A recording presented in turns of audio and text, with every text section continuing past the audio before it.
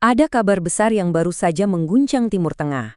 Dalam beberapa menit ke depan, kita akan coba kupas tuntas apa yang sebenarnya terjadi, kenapa ini bisa terjadi, dan yang paling penting, apa dampaknya bagi seluruh kawasan. Ya, Anda tidak salah dengar. Pemimpin tertinggi Iran telah meninggal dunia. Dan ini bukan rumor ya. Ini adalah fakta yang sudah dikonfirmasi. Sebuah fakta yang, dalam sekejap, langsung mengubah semua peta kekuatan di Timur Tengah. Oke, kita mulai dari awal. Apa sih yang kita tahu pasti soal momen krusial ini? Yuk kita bedah satu persatu. Jadi ceritanya begini. Hari Minggu, 1 Maret 2026, Ayatullah Ali Khamenei, yang udah berkuasa puluhan tahun, tewas di usia 86 tahun. Penyebabnya? Serangan udara gabungan besar-besaran dari Amerika Serikat dan Israel yang menghantam langsung kediamannya di Teheran. Konfirmasinya pun cepat banget, datang dari media pemerintah Iran dan, di sisi lain, dari Presiden AS sendiri. Tragisnya lagi, serangan ini nggak cuma menewaskan beliau. Putri, menantu, dan cucu-cucunya juga ikut menjadi korban. Nah, sekarang kita bahas serangannya sendiri.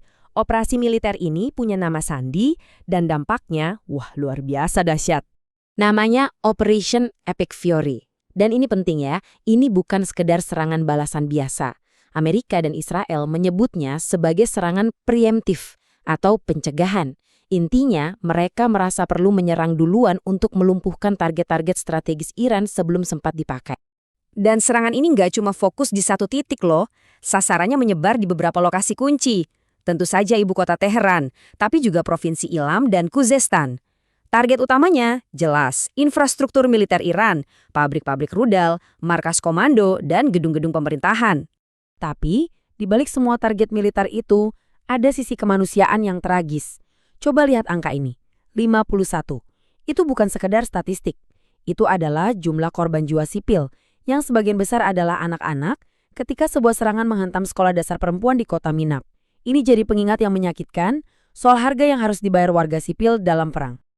Oke, sekarang pertanyaan besarnya, apa yang terjadi di Iran setelah pemimpinnya tewas?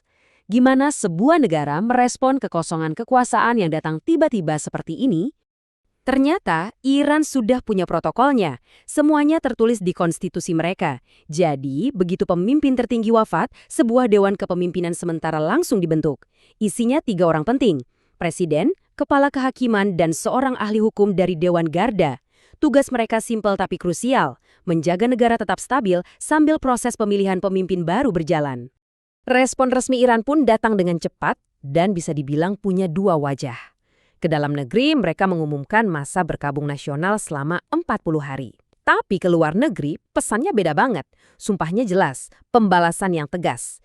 Dan ini bukan cuma ancaman kosong ya. Laporan-laporan awal langsung mengkonfirmasi kalau rudal-rudal balasan sudah mulai diluncurkan.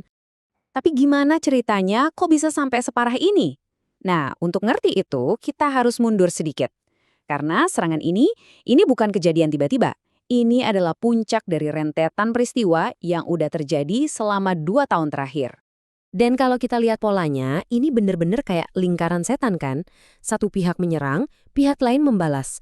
Serangan balasan itu kemudian dibalas lagi dengan serangan yang lebih besar. Terus begitu, skalanya makin lama makin membesar. Oke, kita runut ya, tangga eskalasinya. Semua mulai memanas di bulan April 2024, waktu Iran membalas serangan Israel ke konsulatnya di Damaskus. Lalu Israel balas lagi di bulan Oktober. Puncaknya terjadi di Juni 2025. Ada yang namanya Perang 12 Hari. Di situ kedua pihak benar-benar jual beli serangan secara masif. Nah, pemicu terakhirnya datang di Februari 2026 pas Garda Revolusi Iran menutup sebagian Selat Hormuz. Setiap langkah ini ibaratnya menaikkan suhu konflik 1 tingkat lebih tinggi, sampai akhirnya meledak di Operation Epic Fury. Jadi, apa artinya semua ini buat kawasan Timur Tengah sekarang? Karena dampaknya ini nggak berhenti di perbatasan Iran aja loh. Dengerin kutipan ini, kami akan menuntut pembalasan yang tegas. Ini disiarkan langsung oleh media pemerintah Iran. Jadi, ini bukan sekedar gertakan. Ini janji publik untuk balas dendam. Artinya apa?